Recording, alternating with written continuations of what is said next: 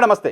ఆంధ్రప్రదేశ్‌లో రాజధానిలో మాజీ సీనియర్ ఐఏఎస్ అధికారి నేతృత్వంలో 10 మంది ఐఏఎస్ ఆఫీసర్లు ప్రస్తుతం సర్వీస్‌లో ఉన్న కార్యదర్శి స్థాయి అధికారులు సమావేశమయ్యారు. సమావేశమయ్యి ఆంధ్రప్రదేశ్ రాష్ట్ర ప్రభుత్వానికి వ్యతిరేకంగా పనిచేయటం ఎలా అనే దానిపైన సమాలోచనలు చేశారు. సమాలోచనలు చేసినందుకు వాళ్ళు నజరానా ఎక్స్‌పెక్ట్ చేశారు. సమాలోచనలు చేసినందుకు వాళ్ళు తర్వాతి ప్రభుత్వంలో మాకు మంచి పొజిషన్స్ కావాలని కోరుకున్నారు.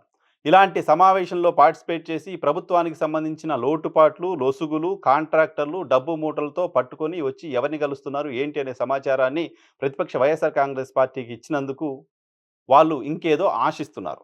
అలా ఇవ్వడానికి వాళ్ళు ఒప్పుకున్నారు. అలా ఇవ్వడానికి వాళ్ళందరినీ ఒక మాజీ ఐఏఎస్ అధికారి ఒప్పించే ప్రయత్నం చేశారు.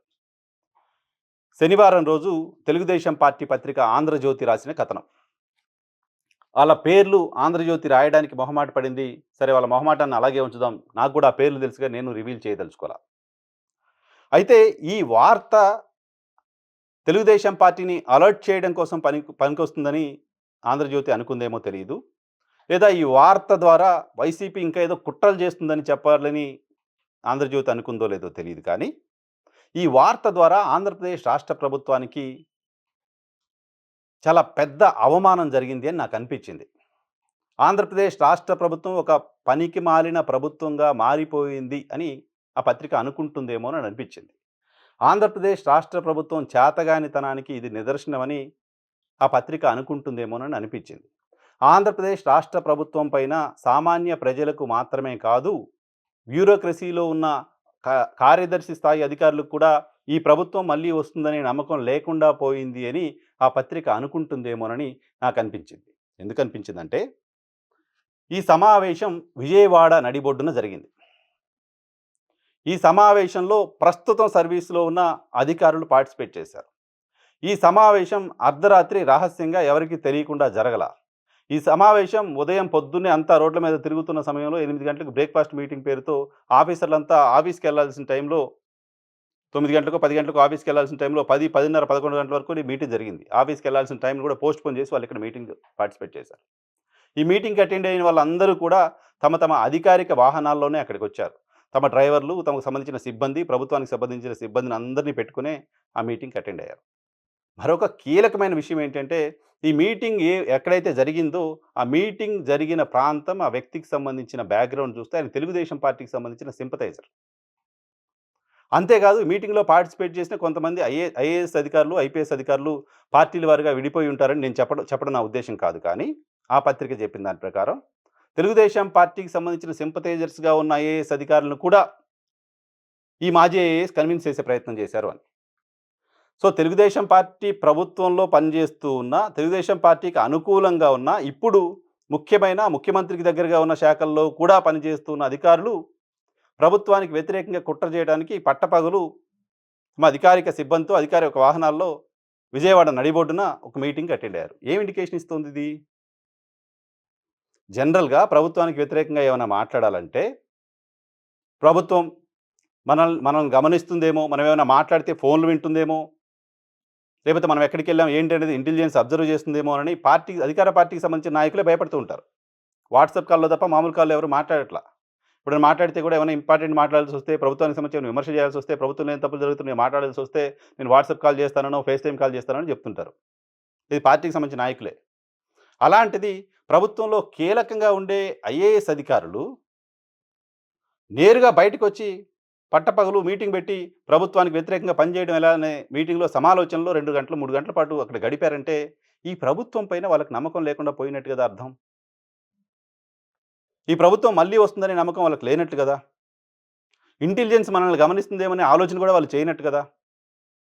మనం ఇక్కడికొచ్చాం, ఇక్కడికొచ్చిన విషయం ప్రభుత్వానికి తెలుస్తుందేమో, తెలిస్తే మన పైన ఏమైనా చర్యలు తీసుకుంటుందేమోనని భయం కూడా వాళ్ళకి లేనట్టు కదా. ఆ ఆలోచన కూడా కనీసం వాళ్ళు చేస్తున్నట్లు కాదు కదా. అంటే ఈ ప్రభుత్వంలో పనిచేస్తున్న బ్యూరోక్రాట్స్‌కి ఎవ్వరికీ కూడా ఈ ప్రభుత్వం మళ్ళీ వస్తుందనే నమ్మకం లేదా? మనం రహస్యంగా కాదు, ఓపెన్‌గా కలిసినా మనల్ని ఎవరు ఏమి చేయలేరు అనే ఒక ధీమాలోకొచ్చేసారా? పైగా ప్రభుత్వానికి వ్యతిరేకంగా కుట్ర జరిగే క్రమం ఉంటే, ప్రభుత్వానికి వ్యతిరేకంగా కుట్ర చేసే ఆలోచన అటువంటి ఐఏఎస్ అధికారులకుంటే, పట్టపగలు ఇలా మీటింగ్ పెట్టుకుంటారా? తెలుగుదేశం పార్టీకి సంబంధించిన నాయకుడి ఇంట్లో మీటింగ్ పెట్టుకుంటారా? తెలుగుదేశం అనుకూల ఐఏఎస్ అధికారులను కూడా పిలిచి మీటింగ్ పెడతారా? ఇటువంటి ఒక మీటింగ్ నిజంగానే పెట్టుంటే తెలుగుదేశం పార్టీ అనుకూల ఐఏఎస్ అధికారుల మీటింగ్‌కొస్తారా?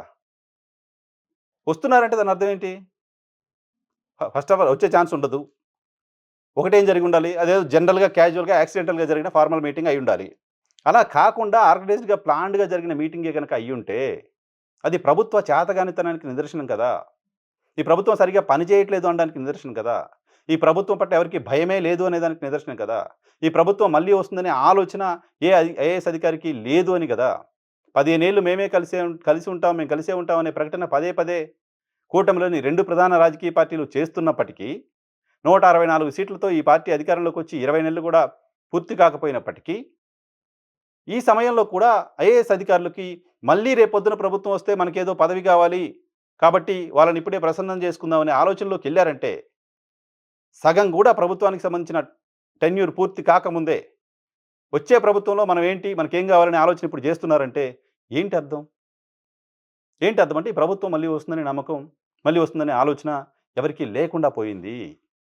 ప్రజల్లో కాదు, ఐఏఎస్ స్థాయి అధికారుల్లో కూడా ఎవరికీ లేకుండా పోయింది. పైగా గత ప్రభుత్వంలో ప్రభుత్వ పెద్దలకు దగ్గరగా ఉన్నారనో, లేకపోతే గత ప్రభుత్వంలో తెలుగుదేశం పార్టీకి వ్యతిరేకంగా వ్యవహరించారనో, ఓ డజన్ మందికి పైగా ఐఏఎస్, ఐపీఎస్ అధికారులపైన కేసులు పెట్టి, కొంతమందిని అరెస్ట్ చేయించి, కొంతమందిని సర్వీస్ నుంచి తొలగించి, కొంతమందిని సస్పెండ్ చేయించి, ఈ ప్రభుత్వం వేధించింది లాంటి ఇంప్రెషన్ కనపడుతోంది. నేను ఇంతకుముందు వీడియోలో రిపీటెడ్‌గా చెప్పినట్లుగా, ఈ ప్రభుత్వం పనితీరు పట్ల ఏ ఒక్కరిలో సాటిస్ఫాక్షన్ కనిపించట్లేదు. ఈ ప్రభుత్వం పట్ల ఎవరికీ భయము, భక్తి లేదు. ఈ ప్రభుత్వం మళ్ళీ వస్తుందనే నమ్మకం ఎవరికీ లేదు. ఈ ప్రభుత్వం తమ ఫోన్‌లు వింటుందేమో, తనని మానిటర్ చేస్తుందేమో, ఇంటెలిజెన్స్ గమనిస్తుందేమో అనే ఆలోచన, అటువంటి భయం కూడా ఏ ఒక్కరికి లేదు. ఆల్రెడీ డజన్ మందికి పైగా ఐఏఎస్ అధికారులని ఈ ప్రభుత్వం వేధిస్తుంది లాంటి ఇంప్రెషన్ కళ్ళ ముందు కనపడుతున్నా, సస్పెండ్ అయిన అధికారులు పోస్టింగ్ లేకుండా బయటే ఉన్నా, చాలామంది గత ప్రభుత్వంలో ఉన్న అధికారులని పనికిరాని డిపార్ట్మెంట్‌లకి పంపించినా, కొంతమందికి పోస్టింగ్ లేకుండా అట్లే పెట్టినా, ఈ ప్రభుత్వాన్ని మేము పట్టించుకోవాల్సిన అవసరం లేదు అని ఐఏఎస్ అధికారులు భావిస్తున్నారు అంటే, దాని అర్థం ఏమిటో ప్రభుత్వం ఆలోచన చేయాల్సిన అవసరం ఉంది. అంతేకాదు ఇదంతా కూడా జగన్మోహన్ రెడ్డి చేసిన కుట్రగానో, లేకపోతే వైఎస్ఆర్ కాంగ్రెస్ పార్టీకి సంబంధించిన నాయకులు రంగంలోకి దించారనో చెప్తోంది. సో, వైసీపీ చాలా బలంగా ఉంది. జగన్మోహన్ రెడ్డి ప్రభుత్వంలో లేకపోయినా, ప్రభుత్వంలో ఉన్న ఐఏఎస్ అధికారులను ఇన్‌ఫ్లుయెన్స్ చేయగలడు. జగన్మోహన్ రెడ్డి ఇక్కడ లేకుండా ఎక్కడో బెంగుళూరులో కూర్చున్నా, ఇక్కడ అధికారులు ఏం జేస్తున్నారు, ఏ డిపార్ట్మెంట్‌లో ఏం జరుగుతుందో తన ఒక మనిషిని పంపించి, ఒక గంటలో ఐఏఎస్ అధికారులు సంబంధించిన 10 మంది ఐఏఎస్ అధికారులు ఒక దగ్గర కూర్చొని మీటింగ్ పెట్టడం అంటే డెఫినిట్‌గా చిన్న విషయం కాదు. జగన్మోహన్ రెడ్డి ఒక మాజీ ఐఏఎస్‌ని పంపిస్తే, ఒక 10, 15 మంది అధికారులొచ్చి కూర్చొని మొత్తం ప్రభుత్వంలో ఏం జరుగుతుందో ఆయనకి బ్రీఫింగ్ ఇస్తున్నారంటే, జగన్మోహన్ రెడ్డి ఎంత బలవంతుడు అనే ఒక ఎలివేషన్ ఆ పత్రిక ఇస్తోంది. జగన్మోహన్ రెడ్డి ఒక పిలిపిస్తే, ఒక వార్నింగ్ ఇస్తే, మెడికల్ కాలేజ్‌కి నామినేషన్‌లు ఎయడానికి ఎవడు రాలేదు ఇప్పటి వరకు, నెలలు గడిచిపోయినాయి. సో, జగన్మోహన్ రెడ్డి బయట కూర్చొని ప్రభుత్వాన్ని కూడా కంట్రోల్ చేస్తున్నారు అని చెప్పదలుచుకుంటే, చంద్రబాబు నాయుడు గారికి సంబంధించిన నాయకత్వాన్ని అవమానించటం, చంద్రబాబు నాయుడు గారికి సంబంధించిన అడ్మినిస్ట్రేషన్‌ని అవమానించటం, ఆంధ్రప్రదేశ్ రాష్ట్ర ప్రభుత్వాన్ని కూడా అవమానించటం. సో, ఫోన్‌లో మాట్లాడడానికే భయపడే రోజుల నుంచి, మనం ఎవరినైనా కలిస్తే ప్రభుత్వానికి తెలిస్తే ఇబ్బందవుతుందేమని భావించే పరిస్థితి నుంచి, ప్రభుత్వానికి వ్యతిరేకంగా ముఖ్యమంత్రి నివాసానికి సమీపంలో 10 మంది ఐఏఎస్ అధికారులు కూర్చొని ప్రభుత్వానికి వ్యతిరేకంగా గూడు పుటాని చేస్తున్నారంటే, ఇది ప్రభుత్వాన్ని అవమానించడమే. ప్రభుత్వాన్ని అవమానించింది సమావేశమైన అధికారులు కాదు. వార్తని ఆ రకంగా ప్రమోట్ చేసిన, ఆ రకంగా ప్రచురించిన ఆ పత్రిక అనేది నా అభిప్రాయం.